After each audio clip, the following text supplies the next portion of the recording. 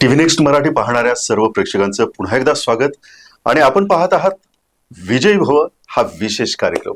आणि या कार्यक्रमामध्ये आपण येणाऱ्या दिवसामध्ये स्थानिक स्वराज्य संस्थांच्या ज्या निवडणुका आहेत त्या निवडणुकांचं विश्लेषण ऐकणार आहोत, त्याचे कंगोरे ऐकणार आहोत, पडद्यामागचं राजकारण काय काय घडतंय याकडे आपण बारकाईनं लक्ष ठेवून असणार आहोत. आज सकाळीच राज्य निवडणूक आयोगानं सांगितलं की दुपारी 4 वाजता आम्ही पत्रकार परिषद घेणार आहोत. आणि त्यावेळेस सगळ्यांची अटकळ होती की आज एक मोठा निर्णय निवडणूक आयोगाच्या माध्यमातून महाराष्ट्राच्या जनतेला कळणार आहे. परंतु तो नेमका निर्णय काय असणार याबाबतची उत्सुकता सगळ्यांनाच लागून राहिली होती.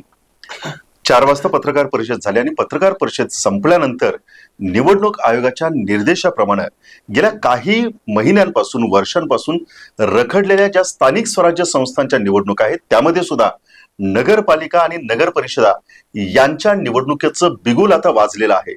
2 तारखेला यासाठी निवडणुका म्हणजेच मतदान होणार आहे आणि 3 तारखेला या नगर परिषदा आणि नगरपंचायतीवरती आता गुलाल उधळणार आहे.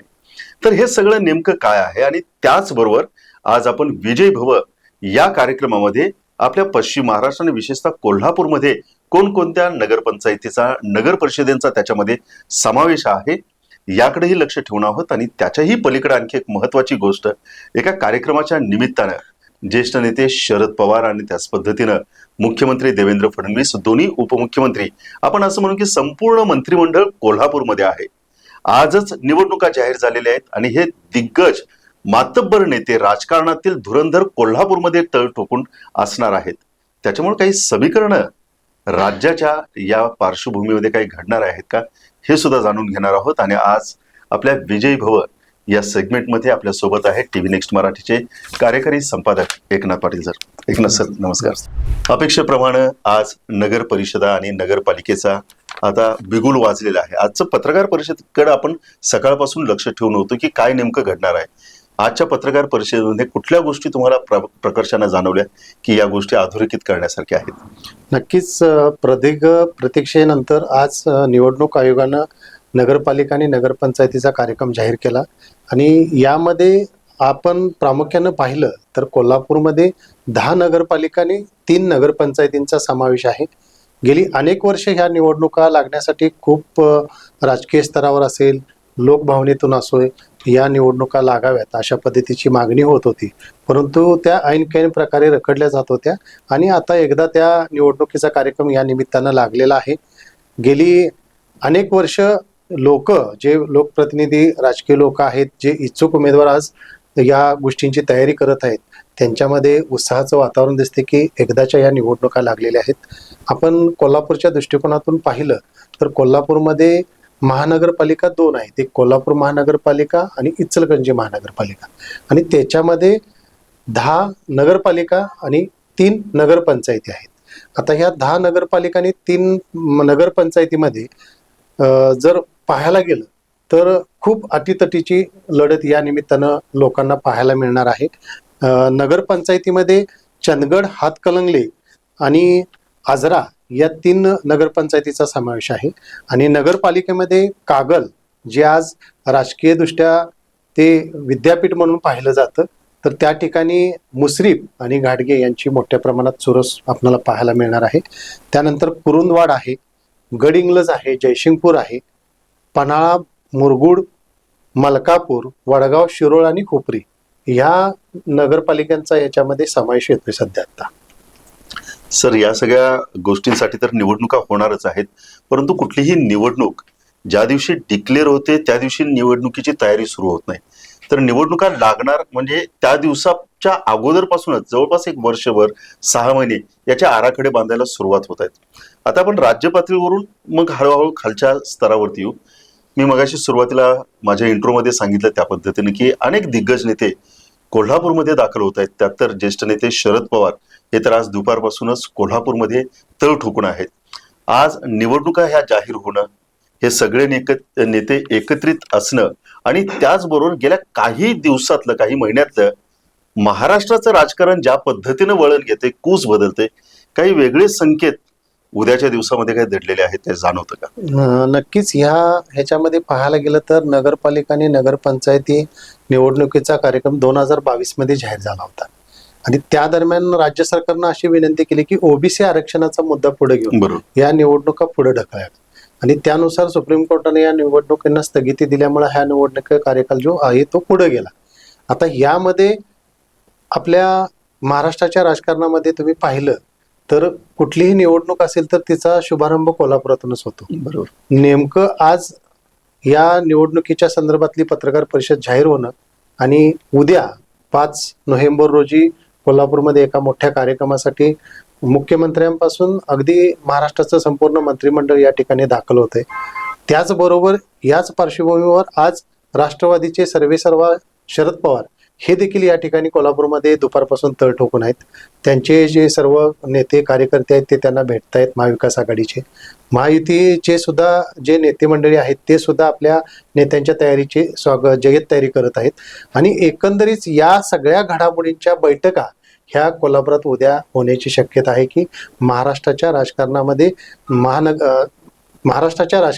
नगरपालिका आणि पंचायत समितीचा जो काही निवडणूक प्लॅन आहे, जो कशा पद्धतीच्या सक्सेसफुल आपण ह्या सगळ्या निवडणुका घ्यायच्या आहेत. कारण भाजप, शिवसेना, एकनाथ गट या सगळ्यांचा जो एक त्यांनी निश्चय केलेला आहे की नगरपालिका असेल, नगरपंचायती असेल, महापालिका असेल, इथं झेंडा आपला महायुतीचाच लागला पाहिजे. यांना रोखण्यासाठी महाविकास आघाडी पण त्या पद्धतीची चाल खेळत आहे आणि त्या दृष्टिकोनातून नक्कीच कोल्हापूरमध्ये महाराष्ट्राच्या राजकारणावरती उद्या खूप मोठ्या घडामोडी होण्याची शक्यता आपल्याला पाहायला मिळणार आहे. खरं म्हणजे याला मिनी विधानसभाच म्हटलं जातं हो. आणि त्याच पद्धतीने या सगळ्या निवडणुकीला आता हे सामोरे जाते. नक्कीच नक्की. ज्या पद्धतीने सर आता एक नाही आपण राजकीय जे नेते लोक आहेत त्यांचा आपण उल्लेख केला, कदाचित उद्या अनेक हॉटेल्समध्ये ज्या ज्या ठिकाणी हे मुख्यमंत्री किंवा उपमुख्यमंत्री ज्येष्ठ नेते उतरतील त्या ठिकाणी इच्छुक असणाऱ्या उमेदवारांची रीग बघायला मिळेल. उद्या हारतुरे आणि फुलांचे फोटो उद्या स्टेटसला पाहायला मिळेल. कारण प्रत्येक जण आता या निमित्ताने एक हवा करण्याचा प्रयत्न नक्कीच उद्या करणार आहेत. याच अनुषंगाने हा एक प्रश्न आहे, पण त्या प्रश्नाकडे जाण्याच्या अगोदर मला असं विचारायचं वाटतं की या निवडणुकीच्या कालखंडामध्ये एका बाजूला महाविकास आघाडीनं दुबार मतदार असतील, यादींची पुनर्तपासणी असेल, याच्या बाजूसाठी एक जोर लावलेला होता, तर दुसऱ्या बाजूला महायुतीनं सुद्धा एक नाही वेगवेगळे मुद्दे तापत ठेवून कशा पद्धतीने आपल्याला फोकस करता येईल या दृष्टिकोनातून हे राजकीय वातावरण तापत ठेवलेलं आहे. तर कसं बघताय काल परवाचा झालेला सत्यासाठीचा मोर्चा आणि महायुतीकडून त्याला दिलं गेलेलं मूक आंदोलनाच्या द्वारे प्रत्युत्तर? अच्छा, यामध्ये असं पाहायला मिळते की गेली विधानसभा ज्या काही निवडणुका झाल्या ह्याच्यामध्ये जो मतदारांचा घोळ झालेला आहे तो महाविकास आघाडीनं पुढे आणलेला आहे की आमची मेजॉरिटी आहे, आम्हाला मताधिक्य जास्त असताना आमच्या ह्या पद्धतीचा एवढ्या मोठ्या प्रचंड ह्याच्यामध्ये अपेक्षा नव्हती एवढ्या मोठ्या प्रमाणात पराभव होईल आणि महाविकास आघाडीनं ठामपणे सांगितलं की सुरुवातीपासून आमची सत्ता येणार. परंतु या सगळ्या ज्या काही वोटिंगचा जो काही घोळ आहे, घोटाळा आहे, या संदर्भातला जो काही वाद आहे सध्या पेटलेला आहे तो आता अनुत्तरेनच राहिलेला आहे असं मला वाटतंय. कारण त्याच्यावर कुठंच काही ठोस निर्णय झालेला दिसत नाही. जी महाविकास आघाडीने जी काही मागणी केली आहे ती मागणी म्हणूनच राहिलेली आहे आणि हे आम्ही कसे आहोत, कशा पद्धतीने ते मतदान झालेलं आहे व इतर राज्यामध्ये कशा पद्धतीने मतदान झाले त्याची उदाहरणं देत महायुती पुढे आलेली आहे आणि तो निर्णय आता अर्ध्यावरतीच आहे आणि आता इलेक्शनचं बिगुल वाजलेलं आहे. आता दोन्ही आघाड्या ह्या महाविकास असेल किंवा महायुती असेल हे आता ह्यांच्यासमोर युतीच्या सरकारासमोर आणि महाविकास आघाडीच्या नेते मंडळींच्या समोर आता नगरपालिका आणि नगरपंचायती समितीचा जो मास्टर प्लॅन आहे तो कशा पद्धतीने सक्सेसफुल करणं हे त्यांच्याजवळ आहे. त्यांना वेळ पण खूप आहे, एक कमी कालावधी मिळालेला आहे. किमान साधारणपणे अर्ज दाखल करण्यास 10 नोव्हेंबरची मुदत आहे. त्यानंतर अंतिम तारीख दाखल करण्याची अर्ज 17 नोव्हेंबर आहे. त्यानंतर अर्जाची छाननी 18 नोव्हेंबरला होणार आहे. त्यानंतर अर्ज मागे घेण्याची जी तारीख आहे ती 25 नोव्हेंबर आहे. मतदान 2 डिसेंबरला होणार आहे आणि लगेच 3 डिसेंबरला निकाल करणार आहे. 3 डिसेंबरला नेमकं संपूर्ण महाराष्ट्राचं नगरपालिका आणि नगर परिषदेचं चित्र समोर येणार आहे आणि ह्या निकालावरतीच ज्या आगामी महापालिका निवडणुका आहेत, जिल्हा परिषद निवडणुका, पंचायत समिती निवडणुका आहेत, त्याचा एक कल ठरणार आहे की जनता कुणाच्या बाजूने आहे. आता एकंदरीत तसं पाहिलं तर हे जे तुमचा मुद्दा होता की हे जे मतांचा जो काय आकडेवारीचा घोळ आहे ह्या कशा पद्धतीने, तर तो अर्धवटच राहिलेला आहे. त्याच्या तो प्रश्न आता ह्या निवडणुकीच्या वातावरणात मागे पडेल आणि आता जो तो हा आपल्या जिल्ह्यामध्ये आपली सत्ता कशा पद्धतीने येईल यासाठी प्रयत्न करत आहे. सर, खरं म्हणजे आता ह्या ज्या निवडणुका आहेत या निवडणुका अनेकांची वेगवेगळ्या पद्धतीनं घोषित झाली, कारण स्थानिक स्वराज्य संस्थांच्या या निवडणुका आहेत. पक्षीय लेवलवरती ते लढवल्या जाणार का याच्या बाबतीमध्ये आता संभ्रम आहे. काही जणांनी स्वबळाचा नारा दिलाय, काही जण म्हणतात की त्या ठिकाणचं स्थानिक राजकारण बघून आम्हाला निर्णय घ्यावे लागतील. कोल्हापूरमध्ये कशा पद्धतीचं चित्र राहील? कारण सुरुवातीलाच आपण उल्लेख केला त्या पद्धतीनं गटतट आहेत या ठिकाणी. हो, नक्कीच. आता ह्यामध्ये उद्या आपले महाराष्ट्राचे उपमुख्यमंत्री एकनाथ शिंदे कोल्हापूरमध्ये आहेत. त्यांचा मार्केट यार्डमध्ये मेळावा आहे शिवसेना गटाचा. तर त्या पद्धतीनं बघितलं तर सध्या अजून तरी काय प्रत्येक पक्ष हा आपापल्या स्वबळावर ताकदीवर ही इलेक्शन निवडणूक लढवणार, सामोरे जाणार अशा पद्धतीचं चित्र काही समोर आलेलं नाही. फक्त बोललं जात आहे, परंतु ते पक्षीय पातळीवरती काही समोर आलेलं नाही. एकंदरीत असं बघायला मिळतंय की ह्या नगरपालिका नगरपंचायतीच्या स्थानिक लेवलचं ज्या काय गटातटाचं जे राजकारण आहे तिथं जे संख्याबळ कोणाचं जास्त आहे त्या पद्धतीचंच तिथं त्या जागा वाटप होणार आहे. आपण एक कोल्हापूरचा अभ्यास केला तर आज कागल नगर परिषद जर समोर घेतली तर ती आपले मंत्री हसन मुश्रीफ यांची तिथं सत्ता आहे. आता ती सत्ता रोखण्यासाठी घाटगे गटांच्याकडनंच तिथं त्या ठिकाणी विरोध दाखवला जातो. तर अशा स्थानिक पातळीवरती पक्ष न बघता स्थानिक ताकद ज्या नेत्याची आहे त्या ठिकाणी हे उमेदवार उभे केले जातील, परंतु ते लढत असताना पक्षाच्या वतीनंच लढले जातील असं पण चित्र या ठिकाणी समोर येते. सुरुवातीच्या टप्प्यात तर ते आपल्याला चित्र समोर दिसतंय. सर, कोल्हापूरचं हे जे राजकारण आहे या राजकारणाचा आतापर्यंतचा ग्रामपंचायत आणि नगर परिषदेचा आपला अभ्यास काय सांगतो? आता ग्रामपंचायत निवडणूक आणि नगरपंचायत निवडणुका ह्या खूप ताकदीनंच लढवल्या जातात, कारण तो स्थानिक लेवलचा राजकारणाचा भाग असतो.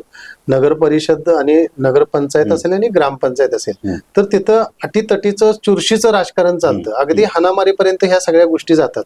त्यामुळे ह्या इतर विधानसभा असेल, लोकसभा असेल किंवा इथल्या बाकीच्या तुमच्या महानगरपालिकेच्या निवडणुका शहरातल्या असतील, परंतु ह्याला ग्रामीण टच आहे या नगरपालिका नगरपंचायतींना.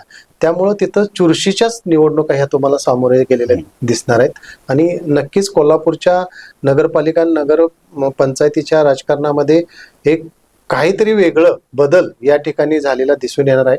आणि मला असं वाटतंय, म्हणजे माझ्या अभ्यासानुसार, की जे संख्याबळ आहे आज भाजप, शिवसेना एकनाथ शिंदे गट आणि अजित पवार राष्ट्रवादी गट यांचं संख्याबळ ह्या ठिकाणी आज कोल्हापूरमध्ये पाहायला गेलं तर खूप मोठ्या लेवलला आहे. महाविकास आघाडीमध्ये काँग्रेसला खूप या ठिकाणी दाबलं गेलेलं आहे आणि खच्चीकरणही झालेली. अजूनही काही उंबरट्यावरती आहेत. ऐन इलेक्शनमध्ये जिल्हा परिषद पंचायत समितीच्या इलेक्शनच्या उंबरट्यावरती काही या महायुतीमध्ये सहभागी होणार आहेत, जे एकनिष्ठ अनेक वर्ष काँग्रेसशी राहिलेली. त्यामुळं या सगळ्या गोष्टींचा एक विचार केला तर महायुतीला एक चांगल्या पद्धतीचं वातावरण कोल्हापूरमध्ये या ठिकाणी आहे या निवडणुकीच्या संदर्भात असं दिसून येते. आणि त्याच दृष्टिकोनातून हे जे उद्या मुख्यमंत्री देवेंद्र फडणवीस, एकनाथ शिंदे हे सगळं मंत्रिमंडळ कोल्हापुरात आहे. त्यामुळं कोल्हापूरच्या आणि महाराष्ट्राच्या राजकारणामध्ये नगरपालिका नगरपंचायतीच्या राजकारणाला एक वेगळं महत्त्व प्राप्त होणार आहे या निमित्तानं. हे अशा पद्धतीचं चित्र तरी सध्या आहे.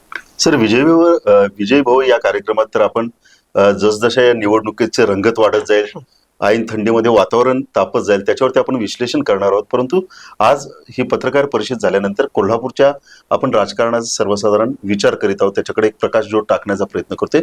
कुरुंदवाड असेल किंवा जयसिंगपूर असेल, काय तुम्ही हायलाईट सांगू शकाल गेल्या वर्षभरामध्ये किंवा 5-6 महिन्यामध्ये काय घडामोडी प्रामुख्याने घडल्या? आता गेल्या अनेक वर्षापासून म्हणजे 2019 पासून या इलेक्शन झालेले आहेत. त्यामुळे इलेक्शन नसल्यामुळं प्रत्येक नेता कार्यकर्ता तिथला जो माजी नगरसेवक आहेत हे आपापल्या परीने काम करत आहेत.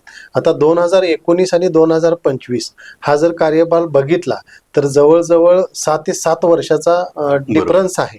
त्यामुळं सध्याच्या परिस्थितीमध्ये नेते मंडळी जे काय या ठिकाणी निर्णय घेतील, आता कुरुंदवाडमध्ये बघितलं तर आपले मंत्री यड्रावकर यांचं तिथं संख्याबळ आहे. त्यांच्या दृष्टिकोनातून त्यांचे कार्यकर्ते, त्यांच्या जे नजरेमध्ये जे चांगले कार्यकर्ते काम करतायत, ज्यांची ताकद आहे, ज्यांच्याकडे पैसा आहे, समाजकार्य राजकारण करण्याची ज्यांच्याकडे उमेद आहे अशा लोकांनाच ती उमेदवारी देण्याची शक्यता आहे. पण एकंदरीत जयसिंगपूर असेल, कुरुंदवाड असेल, वडगाव असेल, पन्हाळा असेल, मलकापूर असेल, तर या आजरा असेल, तर या प्रत्येक स्थानिक पातळीवर बघितलं तर नगरपालिका आणि नगरपंचायतीला खूप चांगल्या पद्धतीचं आणि वातावरण तापलेलं आहे. आणि हे तापलेलं वातावरण आता नक्कीच हे अर्ज वगैरे भरायच्या वेळेला आपल्याला दिसणार आहे की नेमकी कुणाला उमेदवारी कुठल्या पक्षाची मिळते आणि ह्यात बंडखोरी किती होतात, अपक्ष किती लढतात, हे सगळं चित्र आपल्याला ह्या 2-3 दिवसामध्ये, ह्या आठवड्याभराच्या कार्यकालीमध्ये सगळं नजरेस येईल.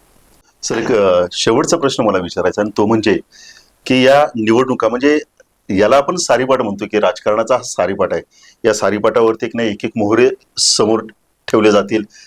प्रतिशत, चाल, प्रतिचाल हे सगळ्या चालते. पण ह्या चालवणारे एक नाही नेते मंडळी पडद्याच्या मागे असणार आहेत. कोल्हापूरमध्ये सुद्धा अनेक नेत्यांची प्रतिष्ठा या निमित्तानं आता पणाला लागणार आहे.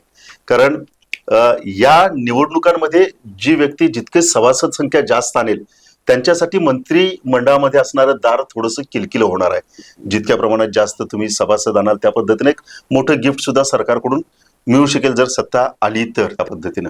तर एकंदरीतच ज्यांची प्रतिष्ठा पणाला लागणार आहे, काय बघताय कोण कोण याच्यामध्ये चर्चेत आहेत सध्या? आता ह्या चर्चेमध्ये जर पाहायला गेलं तर सर्वप्रथम आपण अभ्यास केला कोल्हापूरच्या राजकारणाचा, तर एकंदरीत आपण ह्या सगळ्या गोष्टींचा अभ्यास केला तर महाविकास आघाडीकडून जे काँग्रेसचे निष्ठावंत नेते आहेत सतेज पाटील यांना पूर्णपणे खिंडीत पकडण्याचा प्रयत्न महायुतीकडून सुरू आहे.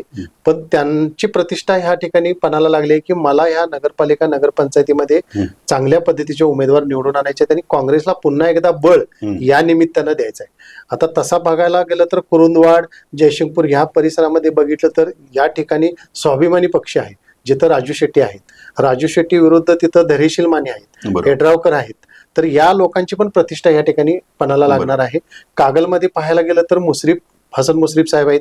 हसन मुश्रीफ साहेबांच्या विरोधात घाटगे गट आहे. पण तिथं तसं बघायला गेलं तर कागलमध्ये मुश्रीफ साहेबांचा हा बालेकिल्ला असल्यामुळे ती नगरपालिका त्यांच्याच ताब्यात राहील अशा पद्धतीचं चित्र आहे. इतर ठिकाणी मलकापूर असेल, पन्हाळा असेल, या ठिकाणी विनय कोरे आणि सत्यजित आबा या दोघांच्या मध्ये तिथं सामना होईल. परंतु तिथं विनय कोरेंचं संख्याबळ मलकापूरला पण चांगल्या पद्धतीनं दिसतंय, पन्हाळ्यामध्ये पण त्यांची सत्ता असल्यासारखं दिसते. तर ह्या लोकांच्या प्रतिष्ठा या ठिकाणी दिसतायत. म्हणजे ह्यांना या ठिकाणी आपलं जो पहिल्यापासूनची जी काही सत्ता आहे ती तशीच टिकवून ठेवण्यासाठी यांना प्रयत्न करावे लागणार आहेत. पण तशा पद्धतीचं चित्र आता एकंदरीत दिसतंय या ठिकाणी. तर एकंदरीतच मी सुरुवातीला सांगितलं त्या पद्धतीनं आज राज्य निवडणूक आयोगाची पत्रकार परिषद झाली आणि त्या पत्रकार परिषदेनंतर खरं म्हणजे शांत असणाऱ्या या पाण्यावरती आता दगड टाकला गेला तर त्याचे तरंग उमटायला सुरुवात झालेली आहे. विजयी भव हा टीव्ही नेक्स्ट मराठी एक विशेष कार्यक्रम आपल्या भेटीसाठी घेऊन येत आहे. या विजयी भव कार्यक्रमामध्ये आपण या निवडणुकाच्या अनुषंगानं असणारं विश्लेषण ऐकणार आहोत. जे इच्छुक उमेदवार आहेत त्यांच्या मुलाखती, त्यांच्या भूमिका आपण त्यांच्याकडून जाणून घेणार आहोत. राजकारणाचा विषय असेल तर रोखठोकपणानं टीव्ही नेक्स्ट मराठी त्यांना प्रश्न विचारेल त्यांच्या विकासाच्या बाबतीमध्ये आणि त्यांच्या विजन डॉक्युमेंट्सच्या बाबतीमध्ये. विजयी भव या कार्यक्रमामध्ये संपूर्ण या राजकारणाचा आखाडा तुम्हाला पाहायला मिळेल आणि म्हणूनच विजयी भव या कार्यक्रमाची आज आपण सुरुवात खऱ्या अर्थानं केलेली आहे राज्य निवडणूक आयोगाच्या पत्रकार परिषदेतून. त्याच्यामुळं टीव्ही नेक्स्ट मराठीच्या विजयी भव या कार्यक्रमाकडे सातत्यानं लक्ष ठेवून राहा. तुर्तास आपण इथंच थांबतोय. सर, तुम्ही आलात या निमित्तानं कोल्हापूरचं राजकारण, आजची झालेली पत्रकार परिषद याच्यावरती प्रकाश जो टाकला त्याबद्दल मी आपलं मनापासून आभार मानतो. धन्यवाद.